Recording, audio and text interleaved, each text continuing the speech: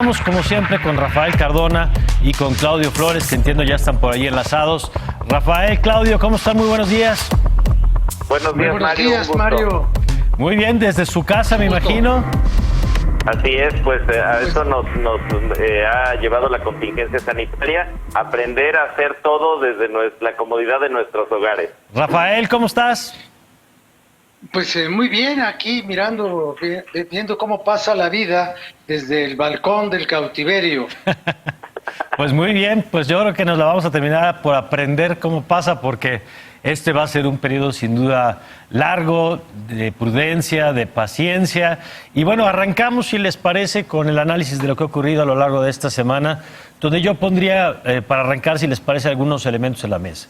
Primero, la buena respuesta de la sociedad, que más allá de los tiempos que marquen las autoridades, lo que estamos viendo es que la gente ha tomado ya la iniciativa en varios sentidos. Uno es este que estamos viendo justo en pantalla, que es en la medida de lo posible hacer o trabajo a distancia, conferencias telefónicas o videollamadas. Y por otro lado, la organización social, que empieza desde organizar el reparto, la colaboración con otros grupos a lo mejor más vulnerables, en fin, que la sociedad, digamos, que empieza a hacer su parte. Pero cuéntenos qué han estado ustedes viendo esta semana. Si quieres, Claudio, empezamos contigo. Perfecto, muchísimas gracias, Mario. Bueno, pues es ya redundante decir que esta es una situación inédita, no nos había tocado vivir algo como esto a ninguno de nosotros. Es una realidad a la cual nos estamos adaptando. Todos estamos entrando a la casa de todos de alguna manera. Estamos entrando a la casa de nuestros clientes, de nuestros jefes, de nuestros compañeros de trabajo, de nuestros profesores. Es impresionante cómo están haciendo este tipo de acciones virtuales, digitales, como por ejemplo las reuniones familiares virtuales, las borracheras y las fiestas virtuales. Por ahí viernes y sábado vimos algunas. Entonces, es muy interesante porque esto nos va a conducir a una nueva realidad, Mario. Me parece que este es un hito que hace nacer un nuevo orden económico mundial, una nueva manera de hacer, desarrollarse, mover la economía mucho más basada en teletrabajo, mucho más basada en comercio electrónico, en la reducción de del movimiento y del contacto, que son las dos grandes restricciones. Y mi reflexión inicial es: todavía nos falta muchísimo que ver en este país, que es primer lugar mundial en la generación de memes. ¿Cuáles serán esas narrativas colectivas, esas historias, esos símbolos, como el aplauso solidario, como los italianos cantando en los balcones, o los argentinos, o los colombianos? Hay que ver qué viene, y yo creo que va a ser algo muy interesante de observar, mi querido Mario. Rafael, cuéntanos, ¿cómo has visto esta semana? Mira, yo creo que evidentemente estamos frente a un fenómeno muy extraño que no habíamos visto, sobre todo quienes hemos vivido en este país que nunca ha tenido guerras, ni sitios, ni cosas. Creo que desde el sitio de Cuautla no sabíamos de algo parecido. Pero estamos frente a una sociedad que no puede socializar. Y estamos frente a una incertidumbre absoluta, porque no sabemos de qué nos va a servir esta reclusión, o este confinamiento, o este aislamiento, durante cuánto tiempo. Suponemos que vamos a estar un mes, así como hemos estado ayer y antier y hoy y mañana, y cuando salgamos a la calle ya todo habrá desaparecido, como desapareció la lluvia cuando acabó el diluvio universal y al arca de Noé llegó una paloma con una rama de olivo.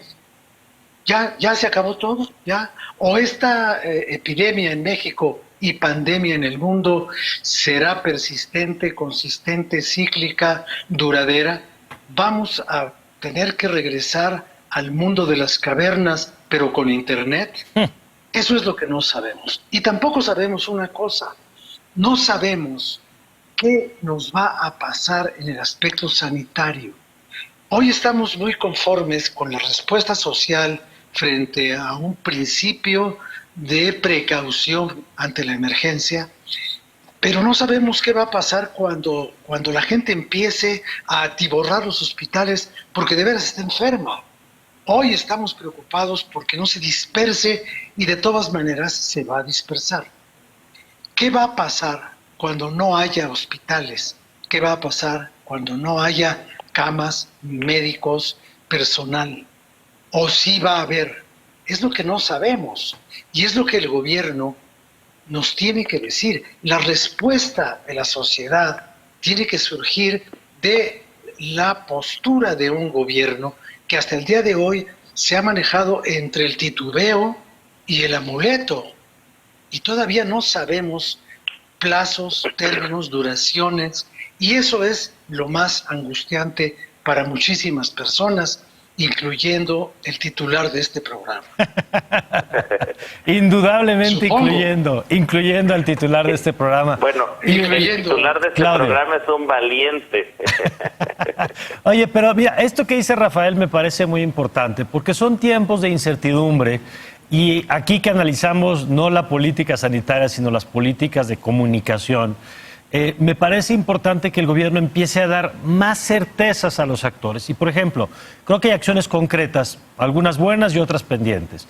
Buena que por fin sacara esta campaña de Susana Distancia, que nos puede gustar o no, nos puede parecer simpático o no, pero por lo pronto es un planteamiento que empieza a decir, en la medida de lo posible, guardemos esta separación social. Bueno también que ayer el presidente, no sé cómo vayan los eventos de hoy, pero por lo menos ayer en Oaxaca le bajaron un poquito a estos baños de pueblo del presidente besando y abrazando gente, que no solamente era un tema de salud presidencial, sino era un tema también del mensaje que mandas. Y en tercer lugar, hablando de los pendientes, yo creo que así como tenemos hoy al doctor Hugo López-Gatell, que sale él con sus colaboradores, a veces sus colaboradores, en las noches a dar una conferencia sobre el parte médico, digamos, de la salud del país, yo creo que ya no debe tardar en presentar a un vocero de lo económico, que nos hable también de esto que apuntaba Rafael, la otra incertidumbre, es decir, cómo vamos a cerrar, cuánto tiempo vamos a cerrar y cuáles son las acciones de mitigación, de contención que va a tener el gobierno en ese sentido, Claudio. Sí, yo creo que, mira, lo que está pasando es una buena señal, a mí me lo parece. Habíamos criticado mucho este doble discurso, esta disonancia que había en el mensaje del gobierno federal al tener un subsecretario dando indicaciones, recomendaciones de cómo evitar el contagio, el distanciamiento social, etcétera, para poder evitar el contagio, y de un presidente que pues se daba unos baños de pueblo, daba besos por todas partes, etcétera.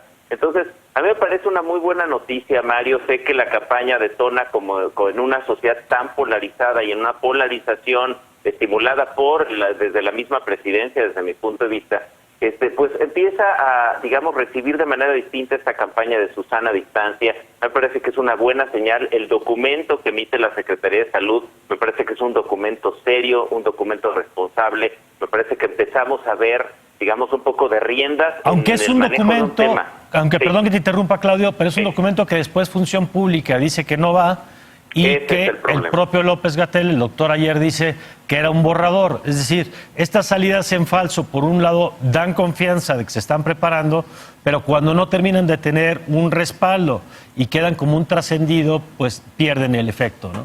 Y yo creo que tiene un riesgo porque también otra narrativa que está saliendo de esta lucha de posiciones al interior del gobierno federal es un enfrentamiento entre la Secretaría de la Función Pública, que parece no estar dispuesta a tomar, está en una posición, digamos, negacionista del problema, me parece, o al menos lo está tomando con menos, digamos, gravedad de lo que lo están tomando otros actores dentro del mismo gobierno federal. Pues nos comunica también desorden, Mario, que eso también es, digamos, es una mala noticia.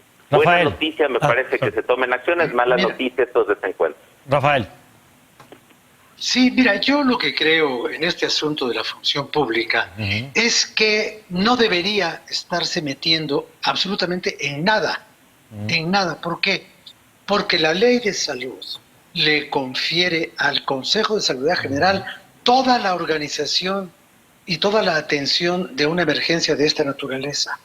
Durante muchos días estuvimos casi clamando, pidiendo, suplicando que se reuniera el Consejo.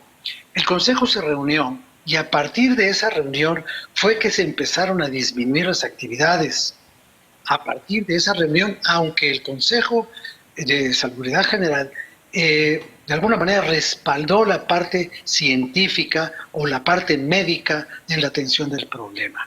Pero la Secretaría de la Contraloría, que es una enorme burocracia de la sospecha, en donde hay cercanía con personas que le adjudican capacidad científica al presidente de la República, pues no tiene absolutamente nada que ver, nada que ver. La Contraloría está para saber si alguien se robó los clips o algo más grande. Claro. Entonces, hay un estorbo en la administración pública y hay un titubeo. Que el presidente de la República haya disminuido la concurrencia en sus actos públicos no le quita lo público y lo inútil a sus actos. ¿Qué nos ayuda en este momento conmemorar el natalicio de don Natalicio? Ujú. No nos sirve para nada. Yo creo que sí. Y yo El creo... juarismo, Sí. el juarismo de Guelatao no va a resolver los problemas de este país como no los ha resuelto desde que nació el benemérito hasta el día de su desafortunado deceso.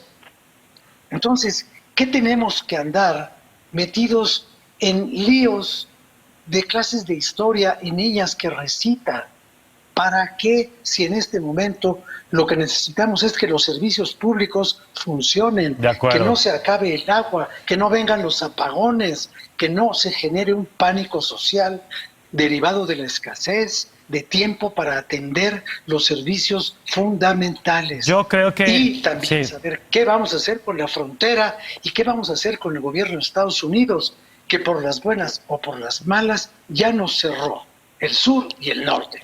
Pues yo creo que esas son las preguntas, Claudio, Rafael. Y yo nada más agregaría una cosa antes de cerrar esta primera mesa.